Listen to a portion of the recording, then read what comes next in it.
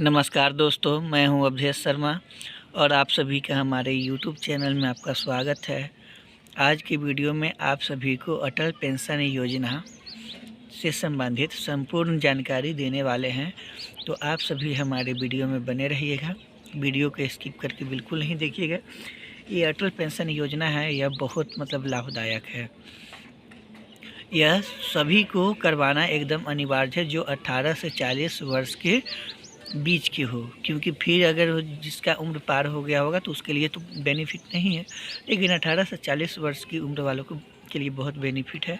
तो आप सभी एकदम अच्छे से देखिएगा, स्किप नहीं कीजिएगा। यहाँ देखिए कि अटल पेंशन योजना, इसका शॉर्ट फॉर्म नेम है APY। ए मतलब अटल, पी मतलब पेंशन, योजना मतलब वाई से योजना। पेंशन लोगों को तब मासिक आय प्रदान करती है जब वे कोई आय अर्जित नहीं कर सकते हैं। पेंशन की ज़रूरत उम्र के साथ घटती आय अर्जन, संभवतः छोटे परिवार की बढ़ती संख्या, कमाने वाले सदस्यों की प्रवसन। जैसे कि जो पेंशन उस लोगों को मतलब दिया जाता है जो आय अर्जित नहीं कर सकते हैं और उनको उनको पैसा की ज़रूरत है। उम्र के साथ घटती आय, जैसे उम्र अगर ज़्यादा हो जाता है तो उनका मतलब वो सही से काम नहीं कर पाते हैं, तो उनका आय भी अर्जन बहुत कम हो जाता है। छोटी परिवार की बढ़ती संख्या, छोटे परिवार में मैंने कमाने वालों की संख्या कमता है और खाने वालों की बढ़ जाता है। सदस्यों का प्रवसन, जीवन यापन की लागत में वृद्धि दीर्घायु के कारण पड़ती है। अब जैसे कि अब कमाने वाले ही नहीं रहेंगे तो उनका आय अर्जन बहुत कम होगा, तो फिर उनको तो बहुत जीवन यापन करने में बहुत तरह का सामना करना पड़ेगा। और निश्चित आय बुढ़ापे में सम्मानित जीवन सुनिश्चित करती है। अगर निश्चित आय बुढ़ापे में सम्मानित वाला करना काम होगा तो उसके लिए क्या क्या बताते हैं। भारत के नागरिकों की पेंशन योजना अटल पेंशन योजना APY असंगठित क्षेत्र के कामगारों पर केंद्रित है। जो असंगठित क्षेत्र है उस वही कामगारों के पर केंद्रित है। APY के अंतर्गत अभिदाता द्वारा अंशदान के आधार पर 60 वर्ष की आयु पर 1000 रुपये या 2000 रुपये या 3000 रुपये या 4000 या 5000 रुपये प्रति माह गारंटीकृत न्यूनतम पेंशन दी जाएगी। जैसे ही जो इंश्योरेंस APY के तहत करवाते हैं तो उनका जिस तरह का रकम जमा करेंगे उस तरह रकम का उनको अटल पेंशन योजना 60 वर्ष की उम्र हो जाने पर उनको मिलेगा। एकदम यह गारंटीकृत है। तो कौन कौन है? 1000 रुपये, 2000, 3000, 4000, 5000 रुपये। अब यहाँ देखिए कि प्रति माह गारंटीकृत न्यूनतम पेंशन दी जाएगी। भारत का कोई भी नागरिक APY योजना में शामिल हो सकता है। अब इसमें ये चीज़ नहीं है कि जो गरीब लोग हैं वही कोई भी नागरिक करवा सकते हैं। पात्रता मानदंड इस प्रकार है। एक में है अभिदाता की आयु 18 से 40 वर्ष के बीच होनी चाहिए। 18 से 39 वर्ष 364 दिन की आयु वाला व्यक्ति, उसका बचत बैंक खाता, डाकघर बचत बैंक खाता होना चाहिए।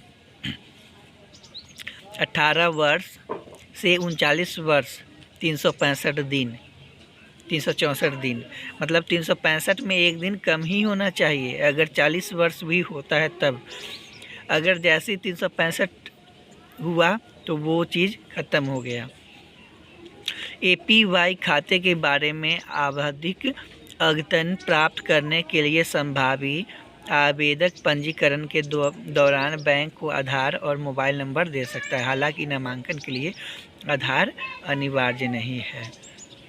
अगर जो अभिदाता है जो खाता खुलवाना चाहते हैं तो उसका अगर बचत खाता बैंक खाता में है या डाक बैंक खाता होना चाहिए।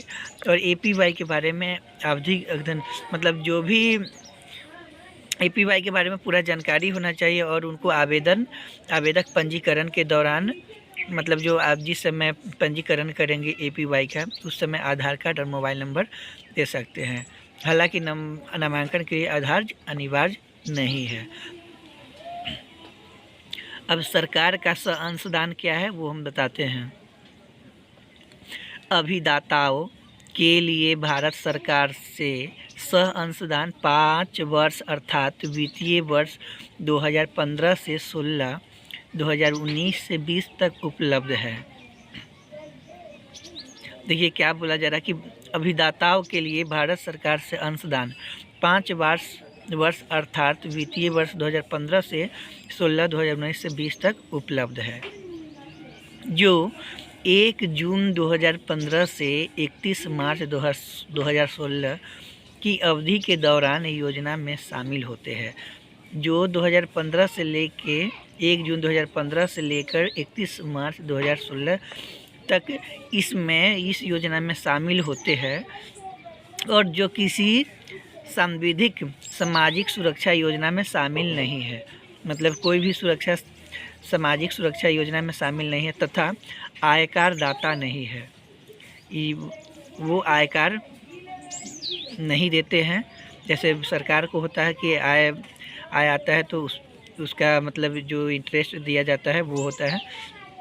सरकार का अंशदान पेंशन निधि विनियामक और विकास प्राधिकरण PFRDF द्वारा पात्र अस्थायी सेवानिवृत्त खाता नंबर PRAN में देय है।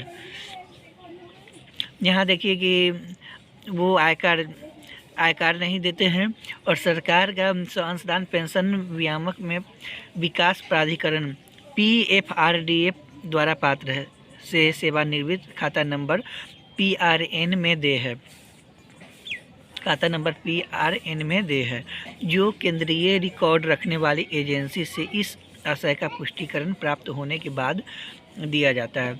जो भी होता है वो केंद्रीय एजेंसी अपने पास रिकॉर्ड रखता है। अभिदाता ने वर्ष की सभी किस्तें अदा कर दी है। सरकार का अंशदान कुल अंशदान का 50% अधिकतम 1000 रुपये अभिदाता के बचत बैंक खाता या डाकघर बचत खाते में वित्तीय वर्ष में अंत में जमा किया जाएगा। देखिए यहाँ क्या बता रहा है, 50% अधिकतम 1000 रुपये अभिदाता है सो अपने बचत बैंक खाता या डाकघर बैंक खाता में वित्तीय वर्ष में अंत में जमा करेंगे। जैसे ही वर्ष समाप्त हुआ तो 1000 रुपये जमा करेंगे। अब है कि सांविधिक सामाजिक सुरक्षा योजना के अंतर्गत शामिल लाभार्थी APY के अंतर्गत सरकार से अंशदान प्राप्त करने के लिए पात्र नहीं है। देखिए जो सामाजिक सुरक्षा के अंतर्गत शामिल लाभार्थी APY के अंतर्गत सरकार से अंशदान प्राप्त करने के लिए पात्र नहीं है। उदाहरण में देखिए कौन पात्र नहीं, उदाहरण में निम्नलिखित अधिनियमों के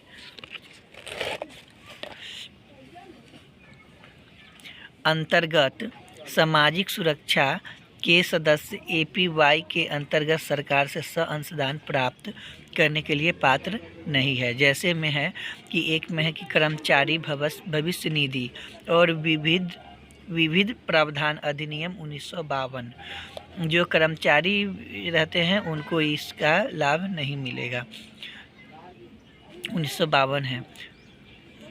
और 2 में है कोयला खनन भविष्य निधि और विविध प्रावधान अधिनियम 1948।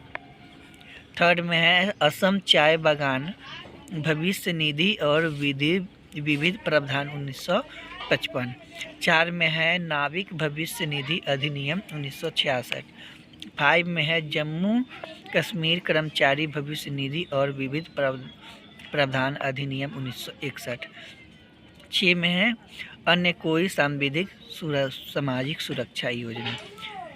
इतना जो हम बताए हैं इसमें सरकार के द्वारा अंशदान प्राप्त करने के लिए कोई पात्र नहीं है।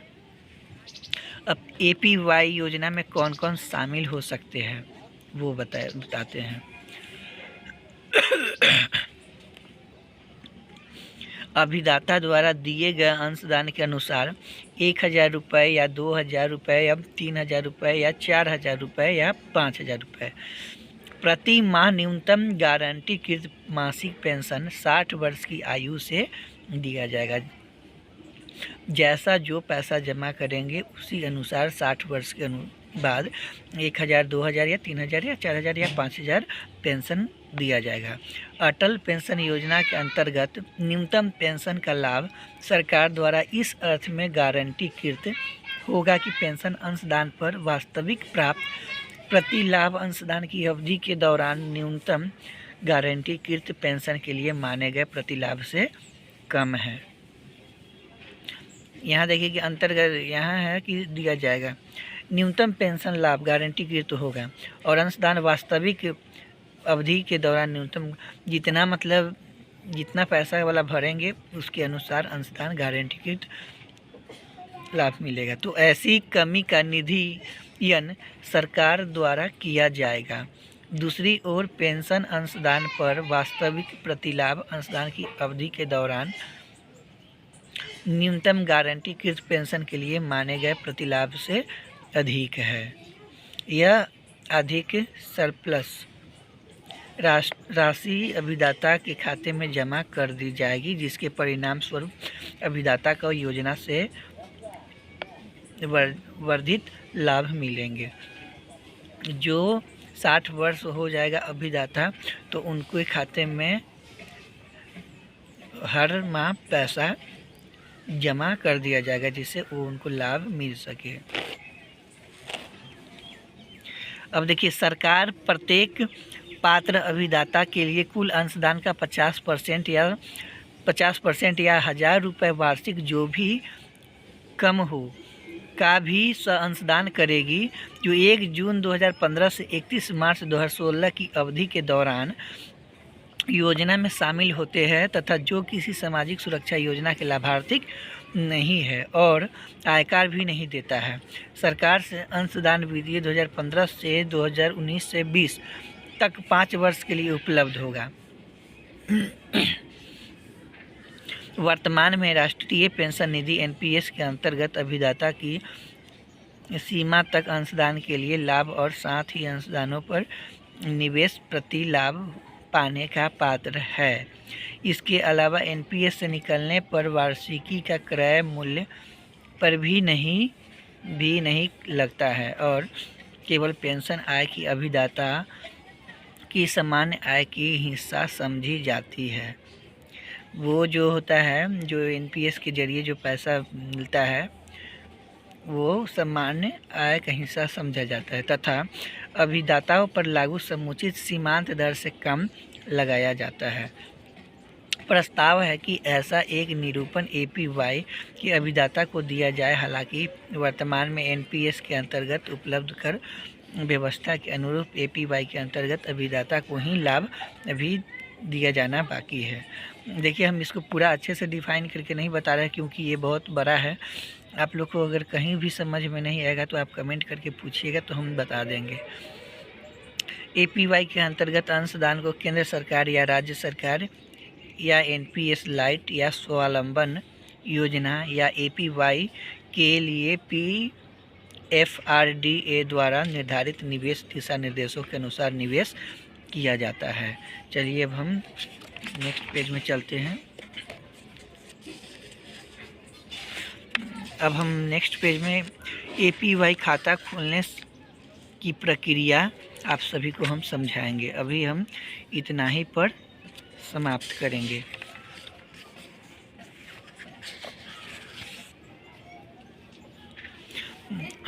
देखिए आप सभी को अगर अटल पेंशन योजना में किसी भी प्रकार का समझ में नहीं आए तो आप सभी कमेंट करके पूछ सकते हैं।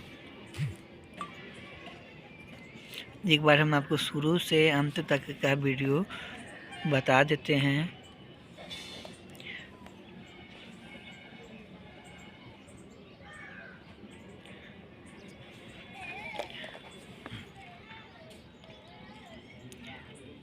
तो आप सभी का हमारा वीडियो कैसा लगा है? अगर हमारा वीडियो अच्छा लगा होगा तो लाइक कीजिएगा, कमेंट कीजिएगा, चैनल को सब्सक्राइब कर लीजिएगा और बेल आइकन को प्रेस करना नहीं भूलिएगा। उसके बाद हम आप लोगों को APY खाता खोलने की प्रक्रिया बताएंगे। तो आप सभी का हमारे वीडियो में बने रहने के लिए बहुत बहुत धन्यवाद। सभी को एक साथ bye bye bye bye bye bye.